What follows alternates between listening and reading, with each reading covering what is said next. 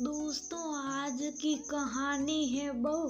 हमारे घर में सामान मुफ्त में नहीं आता जो तुम अपने मायके वालों को देती हो।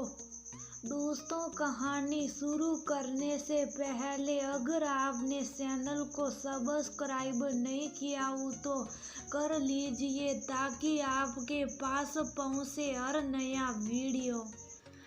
माया जी पूरे दिन भर मुंह फुलाई यूं ही बैठी रही। ने दिन में खाना भी नहीं खाया। नमिता बहू थी तो उसका फर्ज था, इसलिए अपना फर्ज समझकर थाली लगाकर कमरे में रख कर आ गई और एक बार जरूर कहा, मम्मी जी खाना खा लो। लेकिन जब माया जी ने उसकी बात सुनकर दूसरी तरफ मुंह कर लिया तो उसने भी ज्यादा बोलना उचित नहीं समझा। इस बार नमिता ने भी बार बार जाकर उनसे नहीं पूछा कि वह खाना खा रही है या नहीं। शाम के समय भी सास शाही नाश्ता बनाकर उनके कमरे में लेकर गई, पर तब भी वह ने मुंह दूसरी तरफ कर लिया। नमिता शाही नाश्ता वही उनके कमरे में रख कर आ गई और अपनी शाही लेकर चाय पीने लगी। माया जी ये देखकर मन ही मन भुनभुनाती रही, लेकिन वह सास थी, नाक से ऊंची थी, इसलिए बहू से कैसे बोलती। पर इस बार नमिता ने अपना दिमाग लगाना उचित ही नहीं समझा। दोपहर का खाना, शाही नाश्ता सब कुछ उनके कमरे में रख कर आई। एक बार जरूर बोला पर ज्यादा नोहरे नहीं खाए। जब उनकी बेटी को ही इससे फर्क नहीं पड़ रहा तो फिर तो वह तो बहुत ही। खैर पूरा दिन ऐसे ही निकल गया। रात को जब उदय और रमन जी आए तो माया जी मुंह फुलाए हॉल में आकर बैठ गई। रमन जी और उदय हाथ मुंह धोकर बाहर हॉल में लगी डाइनिंग टेबल पर आकर बैठ गए और नमिता को आवाज लगाते हुए बोले, अरे बहू फटाफट से खाना लगा दो, बहुत जोर से भूख लग रही है। नमिता ने भी गर्मा गर्म रोटियां सेक कर उदय और रमन जी के लिए खाना लगा दिया।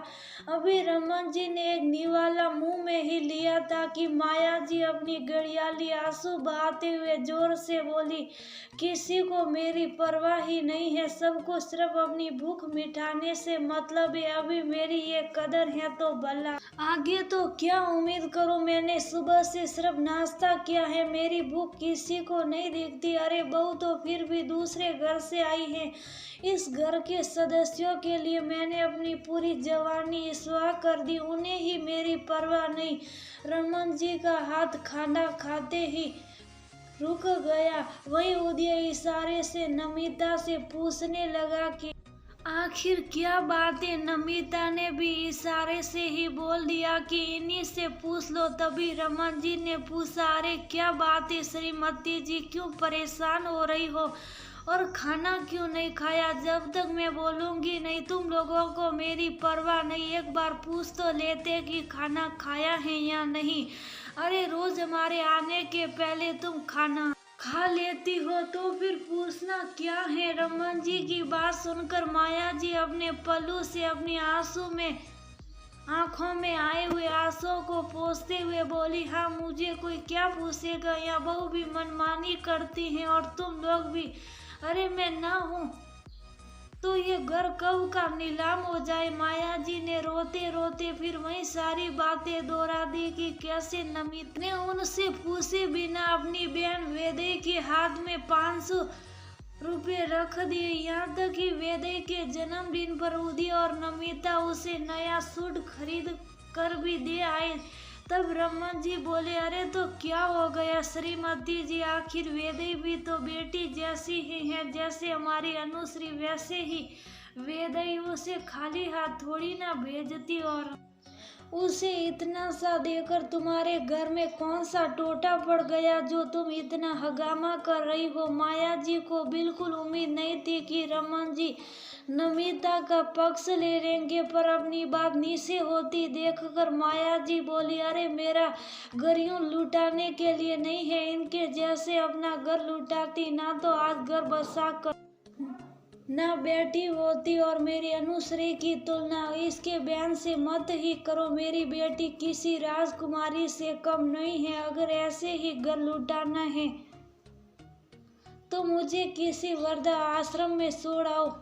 मुझे नहीं रहना इस घर में, क्योंकि मैं मेरे घर को बर्बाद होते नहीं देख सकती। उनकी बात सुनकर रमन जी सख्ते में आ गए और खाने की थाली से उठ खड़े हुए। अरे कैसी बात कर रही हो तुम? छोटी सी बात को रबड़ की तरह क्यों खींच रही हो? आगे नमिता भी इस घर की बहू है, इस परिवार की ही सदस्य है, फिर ये हरकत क्यों? मुझे नहीं पता,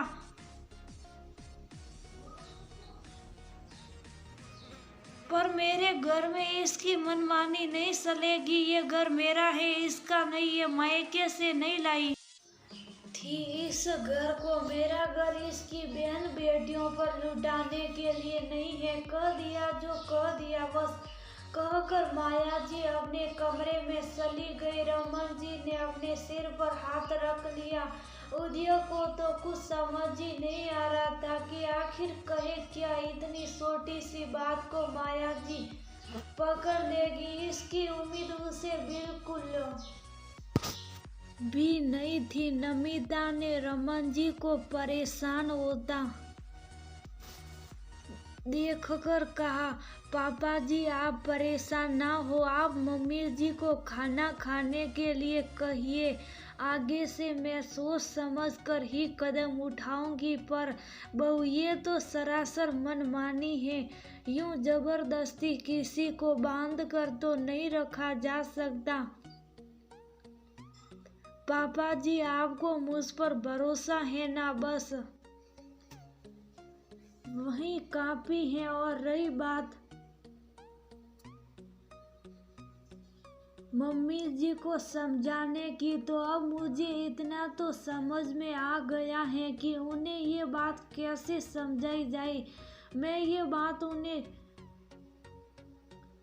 जरूर समझाऊंगी, वो भी बड़े प्यार से, पर लड़ झगड़ कर नहीं।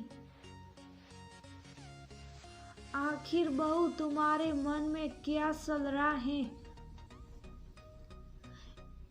इस तूफान को तुम झेल पाओगी? पापा जी यकीन मानिए, मैं सब कर लूंगी। अभी फिलहाल तो आप मम्मी जी को संभालिए। नमिता के आश्वासन देने के बाद रमन जी माया जी के पास कमरे में चले गए।